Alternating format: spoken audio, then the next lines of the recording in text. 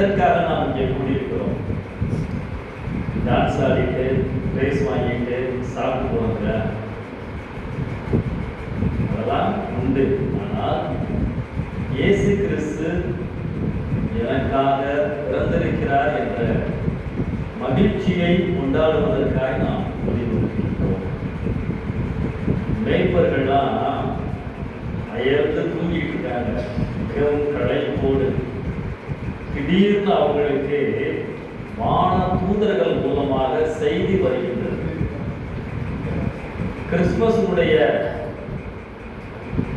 முதலாவது செய்தி என்ன தெரியுமா? பயப்படாதீர்கள். யாராவது இங்க பயந்துட்டு உட்காந்துருக்கீங்களா? கவனிங்க, உங்கள்கிட்ட தான் பேசிக்கிறீங்க. யாராவது பயந்துட்டு இருக்கீங்களா? எதையாவது நினைச்சு? இந்த கிறிஸ்துமஸ் நாட்கள்ல கடவுள் உங்களிடத்திலே சொல்லுகின்ற முதலாவது செய்தி, பயப்படாதீங்க, நான் இருக்கிறேன். தேவதூதர்கள் மேய்ப்பர்கள்ட்ட என்ன சொன்னாங்க தெரியுமா? உங்களுக்கு நற்செய்தியை அறிவிக்கிறேன். செய்தி மட்டும் இல்லை, நல்ல செய்தி. அவங்க என்ன சொன்னாங்க? உங்களுக்கு ரட்சகர் பிறந்திருக்கிறார். ரட்சகர்னா என்ன அர்த்தம்? என்னை காப்பாற்றுபவர். அப்ப ஆபத்திலே இருக்கிறவர்களை பாதுகாப்பதற்காக கடவுள் மனிதனாக பிறந்திருக்கிறார். இதைத்தான் அவர்கள் நற்செய்தி அப்படின்னு சொல்றாங்க. தம்பி கவனிங்க, முன்னாடி நடந்து போறதெல்லாம் நீங்க பார்த்ததே இல்லையா? நான் 2 கதை சொல்லுவேன் உங்களுக்கு, உண்மை நடந்த சம்பவம். சரியா? கவனமா கேளுங்க. செய்திக்கும் நற்செய்திக்கும் என்ன வித்தியாசம் சொல்லுங்க. சரி, நான் ஒரு உதாரணம் சொல்றேன். காலையில டிவியில சொல்லுவாங்க, தமிழ்நாடு முழுவதும் இல்ல மதுரை மாவட்டம் முழுவதும் நல்லா மழை பெய்யுது, புயல் வெள்ளத்தோட மழை பெய்யுது. இது செய்தி. இந்த செய்தி உனக்கு எப்ப தெரியுமா நல்ல செய்தியா மாறும்? எப்ப? மழை பெய்வதினால் மதுரை மாவட்டம் முழுவதும் விடுமுறை. அப்பதான் என்ன ஆகும்? ஒரே ஜாலி. கரெக்டா? அப்ப மழை பெஞ்சா செய்தி, லீவ் விட்டா நல்ல செய்தி. அதை விட நல்ல செய்தி, சரி லீவ் விட்டாங்க, மழை ரொம்ப குளிரா இருக்கு, உங்களுக்கு மத்தியானம் சூடா பிரியாணிட்டு அப்படின்னு சொன்னாருன்னு வச்சுக்கோங்க, அது மிகப்பெரிய நற்செய்தியா மாறி. சொல்ல வரேன், நான் என்ன சொல்ல வரேன்? ஒரு செய்தி என்னை பாதிக்கும் பொழுதுதான் அது நல்ல செய்தி. புரியுதா? அவரை அனுபவிச்சாதான் அது நல்ல செய்தி. நாள் முழுவதும் எனக்கு லீவு. அப்ப தேவதூதர்கள் என்ன சொல்றாங்க? உங்களுக்காக ஒரு ரட்சகர் பிறந்திருக்கிறார். நற்செய்தி. அப்ப இந்த செய்தியை நாம் அனுபவிக்க வேண்டும். அப்படின்னு என்ன அர்த்தம்? இயேசு கிறிஸ்து பிறந்தார், செய்தி. எனக்காக பிறந்தார் என்பதுதான் நற்செய்தி. எதற்காக அவர் பிறந்தார்? உலகத்துல டெய்லி நிறைய குழந்தைகள் பிறகுறாங்க. எல்லாமே விசேஷமா செய்தியா மாறுதா? இல்ல. 2000 வருஷத்துக்கும் முன்பதாக ஒரு சாதாரண மாட்டுத் தொழுவத்திலே பிறந்த இயேசு கிறிஸ்துவினுடைய செய்தியை இன்றைக்கும் நாம் கொண்டாடுகிறோம். ஏன் என்று சொன்னால், அவர் ரட்சகர் எனக்காக பிறந்தார். என்னுடைய பாவங்களை மன்னிப்பதற்காக, எனக்கு நல்ல வாழ்க்கை கொடுப்பதற்காக, நான் சுத்தமாக வாழ்வதற்காக, என் வாழ்க்கையிலே தேவைப்படுகின்ற எல்லா உதவிகளையும் செய்வதற்காக அவர் பிறந்தார். அதான் முக்கியமான ஒரு காரணம். இந்த பாலகன் இயேசு கிறிஸ்து மாட்டுத்தொழுவத்தில் பிறந்தது உண்மைதான். இப்ப என்ன ஆகுது? எங்க பிறக்கணும்? என் உள்ளத்திலே பிறக்க வேண்டும். அதுதான் உண்மையான கிறிஸ்துமஸ். நான் உன்னுடைய உள்ளத்திலே பிறக்க விரும்புகிறேன், உன்னோடு சேர்ந்து வாழ விரும்புகிறேன், உன்னோடு பேச விரும்புகிறேன், உன் தேவைகளை எல்லாம் நான் சந்திக்க விரும்புகிறேன், உன் பயங்களை எல்லாம் நீக்க விரும்புகிறேன். அதான் கிறிஸ்துமஸ். நான் 2 கேள்வி கேட்டு பதில் சொன்னேன். இயேசு கிறிஸ்து ஒருவருடைய உள்ளத்திலே பிறந்தால் அவர் எப்படி வாழ்வார்? அதான் முதல் கேள்வி. இயேசு கிறிஸ்து என் உள்ளத்திலே பிறந்தால் அவர் எப்படி வாழ்வார்? முதல் கேள்வி. 2வது கேள்வி, என் உள்ளத்திலே பிறந்த இயேசு எனக்கு என்ன செய்வார்? கேள்வி புரிஞ்சிருச்சா? என் உள்ளத்திலே பிறந்த இயேசு எனக்கு என்ன செய்வார்? இதான் 2வது கேள்வி. இப்போ முதல் கேள்வி, இயேசு என் உள்ளத்திலே பிறந்தால் நான் எப்படி வாழ்வேன்? நடந்த ஒரு காரியத்தை சொல்றேன். இராணுவத்தில் 30 வருஷத்துக்கும் மேல ஒருத்தர் பணியாற்றினார், ஊழியம் பண்ணி வேலை பார்த்துட்டார். அவருடைய பேர் captain James. Captain James retired ஆகிட்டார். ரிட்டையர்ட் ஆகி அவருடைய சொந்த ஊருக்கு வந்துட்டார்.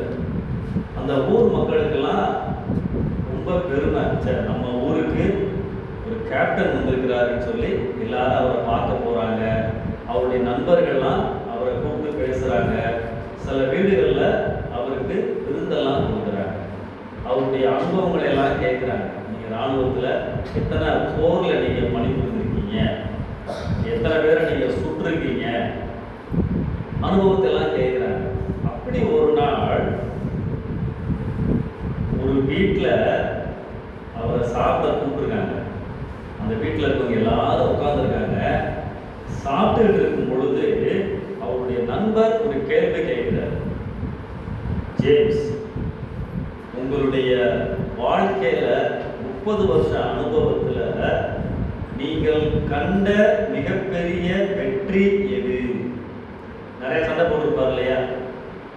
பாகிஸ்தான் இந்தியா போர்லாம் வருது, நம்ம கேள்விப்பட்டிருக்கோம். அந்த மாதிரி நீங்கள் உங்கள் அனுபவத்தில் எந்த சண்டை மிகப்பெரிய வெற்றியாக கருதுகிறீர்கள்?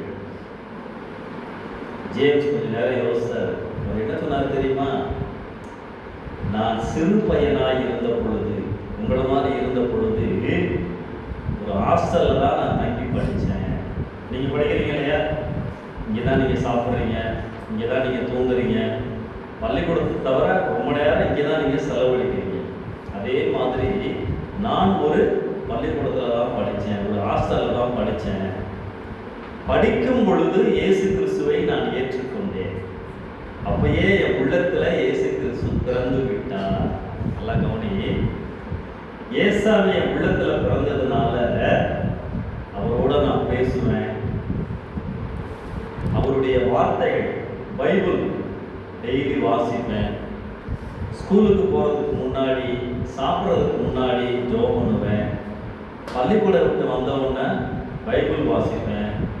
படிக்கிறதுக்கு முன்னாடி ஜெபம் பண்ணுவேன், பைபிள் வாசிப்பேன்.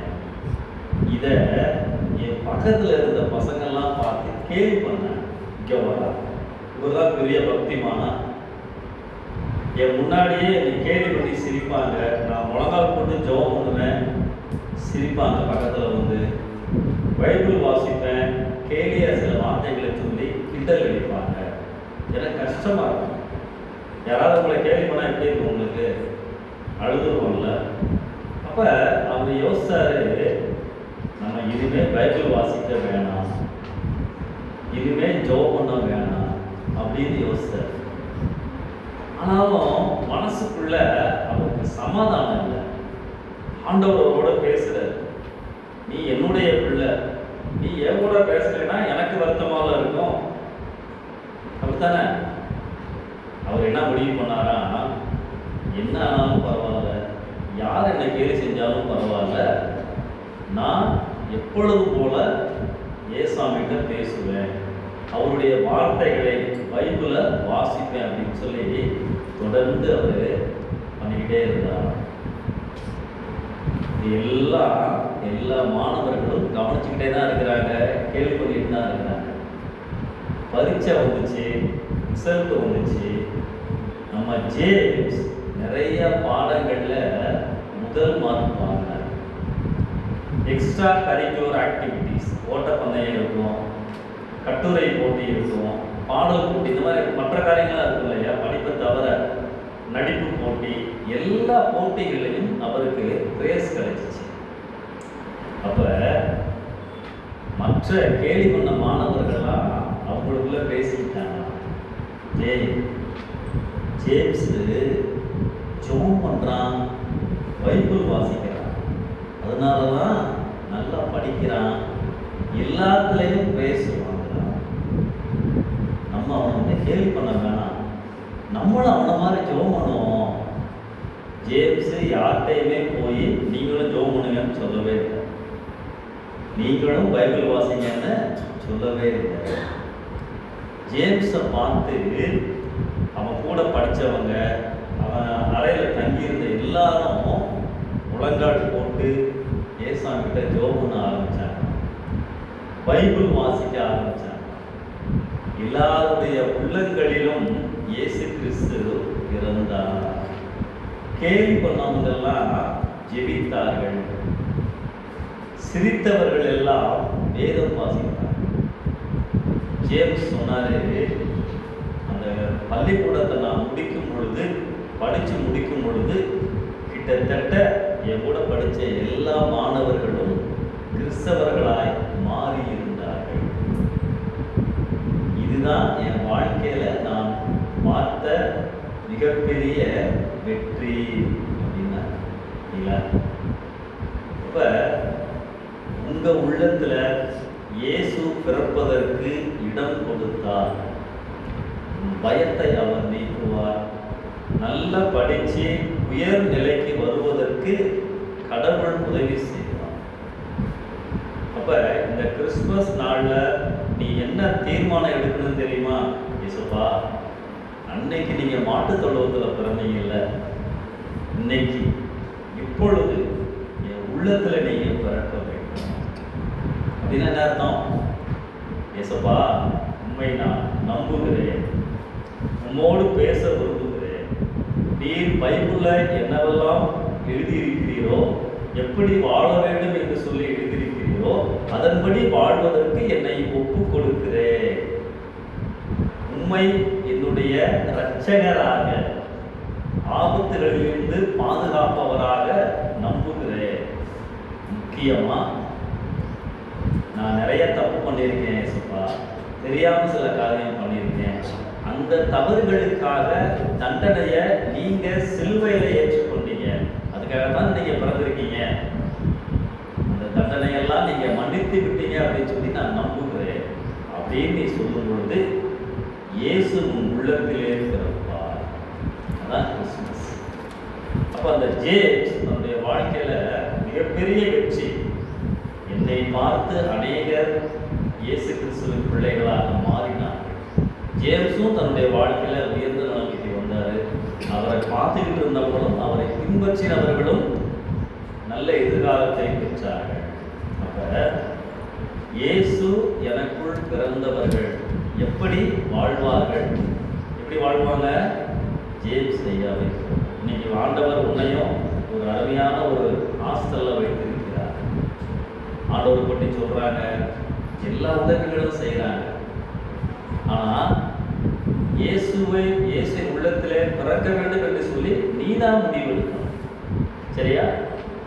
அப்படி நீ நல்ல பிள்ளையாக இயேசுவே என் உள்ளத்தில் வாங்கன்னு சொன்னீங்கன்னா அந்த ஜேம்ஸ் கேப்டனை போல ஆண்டவர் உன்னையும் உயர்த்துவார். சரி, ரெண்டாவது கேள்வி என்ன? இயேசு என் உள்ளத்திலே பிறந்தால் எனக்கு என்ன செய்வார்? கேள்வி இருக்கா? இப்போ நான் ஒவ்வொருத்தரையும் கூப்பிட்டு தனியாக பேசினேன்னா உனக்கு என்னடா வேணும், என்ன தேவைன்னு சொன்னால், என்னடா உனக்கு ஆசை, என்னடா உனக்கு கவலைன்னு சொன்னால் நிறைய நீங்கள் சொல்லுவீங்க. ஒவ்வொருத்தருக்கும் ஒரு கவலை உண்டு, ஒரு தானே? இதே மாதிரி ஜெர்மன் நாட்டில் உன்னைய மாதிரியே ஒரு சின்ன தம்பி இருந்தான், ராபர்ட் அவன் பேர். அவனுக்கு அப்பா அம்மா கிடையாது. கவனிப்பா, அப்பா அம்மா கிடையாது. பள்ளிக்கூடத்துக்கெல்லாம் அவன் போல, பள்ளிக்கூடத்தில் படிக்க வைக்கிறதுக்கெல்லாம் ஆள். ஒரு பொட்டி கடையில் தான் அவன் வேலை செய்வான், அவசர கடையில். காலையிலேருந்து நைட்டு வரைக்கும் அந்த கடையில் உட்காந்து வேலை செய்வான். அவங்கயே அவனுக்கு சாப்பாடு கொடுப்பாங்க. எல்லாரும் கடை அடிச்சுட்டு போயிடுவாங்க. அந்த கடையிலேயே அவன் படுத்துக்குவான். அந்த கடை தான் அவனுக்கு உதவும். காலையில் எந்திரிச்சோம்னா மறுபடியும் கடைகளில் வேலை, அவங்க தர சாப்பாடு, இதுதான் அவனுடைய வாழ்க்கை. அவனுக்கு ஒரு ஆசை. என்ன ஆசை தெரியுமா? கடையிலேருந்து பார்க்கும் பொழுது, நீ ஸ்கூலுக்கு போகிறல, காலையில் யூனிஃபார்ம்லாம் போட்டு போகிறல, அதே மாதிரி அவங்க கடை முன்னாடி உன்னை மாதிரி பிள்ளைகள்லாம் அழகாக யூனிஃபார்ம் போட்டு எங்கே போவாங்க? பள்ளிக்கூடத்துக்கு போவாங்க. அவன் யோசிப்பான், நானும் இப்படி இவங்களை மாதிரி அழகாக யூனிஃபார்ம்லாம் போட்டு பள்ளிக்கூடத்துக்கு போகணுமே. அவனுக்கு யாருங்க? அவங்க அம்மா மரிக்கும் பொழுது, சாகும் பொழுது ஒன்று சொன்னாங்களா, ராபர்ட், அப்பாவும் இல்லை, நானும் இறந்து போக போகிறேன். ஆனால் நீ எனக்கு யாருமே இல்லைன்னு நினைக்காத. உனக்கு ஏசப்பா இருக்காங்க. உனக்கு ஏதாவது தேவை இருந்துச்சுன்னா, ஏதாவது ஆசை இருந்துச்சுன்னா, நீ ஏசப்பாவுக்கு தெரிவி, அவர்கிட்ட சொல்லு. எப்பயாவது அவர் இப்படி சொல்லிட்டீங்கன்னா அவர் கண்டிப்பாக உனக்கு உதவி செய்வார் அப்படின்னு சொல்லிட்டு தான் இறந்து போனாங்க. அவனுக்கு ஞாபகத்தில் இருந்துச்சு. அவன் தினமும் ஜெபம் பண்ணுறவன் தான் இதெல்லாம் வச்சு.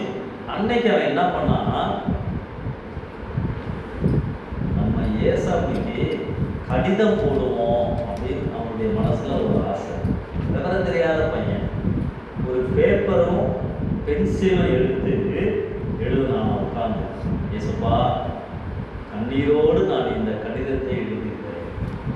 எனக்கு யாருமே கிடையாது, நீங்கள் மட்டும்தான் எனக்கு இருக்கீங்க ஏசப்பா. எனக்கு இந்த பள்ளிக்கூடத்தில் படிக்கணும்னு ஆசையாக இருக்கு ஏசப்பா. என்னை யார் சேர்த்து விடுவாங்க? நீங்கள் எனக்கு எப்படியாவது உதவி செய்ய ஏசப்பா அப்படின்னு எழுதி, அவன் பேருக்கு எழுதி ஒரு கவரில் வச்சு, ஸ்டாண்ட் கூட ஒட்டலை, அட்ரஸ்லாம் எழுதணும்னு தெரியல, ஏசாமின்னு போட்டு போஸ்ட் பாக்ஸில் போட்டான். போஸ்ட் பாக்ஸ் பார்த்துருக்கேன் இல்லையா? அடுத்த நாள் யார் வந்து திறப்பாத? போஸ்ட்மேன் வந்து திறக்கிறார். எல்லா கடிதத்தையும் எடுக்கும் பொழுது ஒரு கவர் மட்டும் ஸ்டாம்பும் ஒட்டலை, அந்த கவரும் ஒட்டலை, வித்தியாசமாக இருக்கணும்னா அதை பிரித்து படிக்கிறார். கண்ணில் தண்ணி வந்துருச்சு.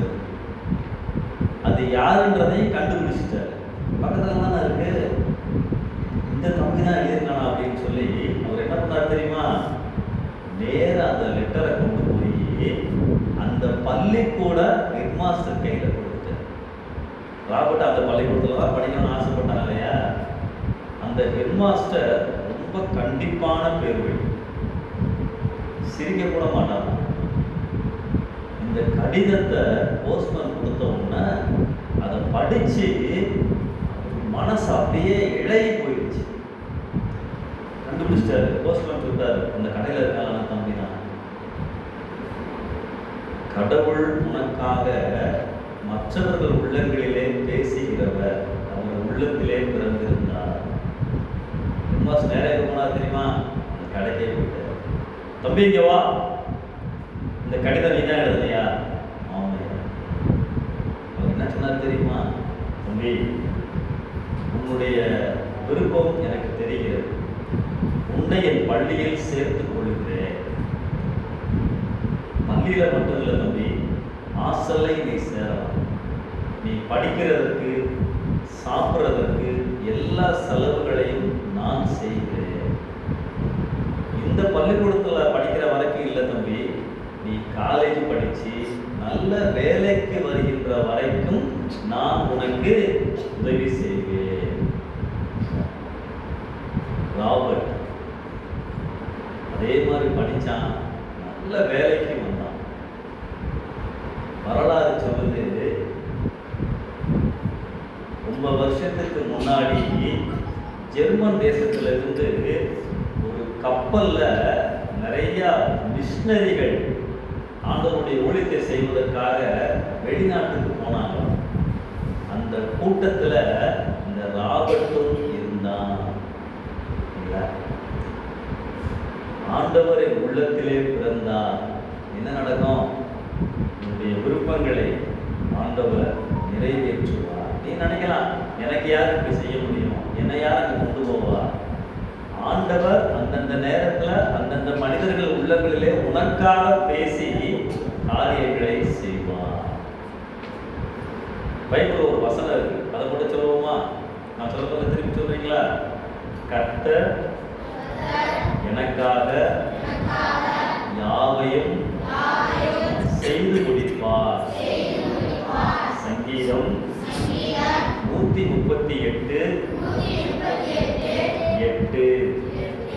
கர்த்தர் எனக்காக யாவையும் செய்து முடிப்பார்.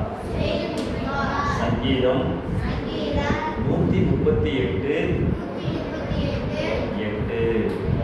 இந்த வசனத்தை பிடிச்சுக்க. ஆண்டவரை ஜெபம்னு, ஏசப்பா பைபிள் இப்படி போட்டிருக்குல்ல, எனக்கு இதெல்லாம் தேவை ஏசப்பா, நீங்க என் உள்ளத்துல பிறந்திருக்கீங்க, கண்டிப்பா எனக்கு செய்யுங்க. யாவையும் செய்து முடிப்பார். உனக்கு தேவைகள் எல்லாவற்றையும் இயேசு கிறிஸ்து அந்தந்த நேரங்களில் அந்தந்த மனிதர்கள் மூலமாக செய்வார். நீ என்ன செய்யணும்? 2 காரியம் செய்யணும். உள்ளத்திலே இயேசு பிறப்பதற்கு நீ அனுமதி கொடுக்க வேண்டும்.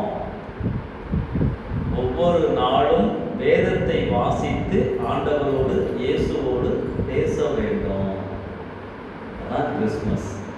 மாட்டு தொழுவத்தில் பிறந்தது மாத்திரமல்ல, இயேசு கிறிஸ்து என் உள்ளத்திலே பிறப்பதுதான் கிறிஸ்துமஸ். புரிஞ்சிச்சா? டெய்லி ஏசாமிகிட்ட பேசுவீங்களா? ஒரு எங்க இருக்கிறார் ஏசாமி? நல்ல தீர்மானம் எடுங்க. ஏசப்பா என் உள்ளத்துல நீங்க வாங்க, என் உள்ளத்துல நீங்க பிறக்கணும் ஏசப்பா. அதுதான் கிறிஸ்துமஸ். உன் உள்ளத்துல பிறக்கும் பொழுது உன்னுடைய தேவைகளை எல்லாம் அவர் சந்திப்பார். கேப்டன் ஜேம்ஸ் நான் வச்சுக்கோங்க, மிகப்பெரிய வெற்றி. யாரு கேள்வி பண்ணாலும் பயப்படல, ஆண்டவரோடு பேசிக்கொண்டே இருந்தார். தம்பி ராபர்ட் 3 வயசு தான், அவன் ஆண்டவர் படிக்க வச்சாரா? பெரியாரா கொண்டு வந்தாரா? உன்னையும் கொண்டு வருவார். ஆண்டவரே என் உள்ளத்திலே நீங்கள் பிறக்க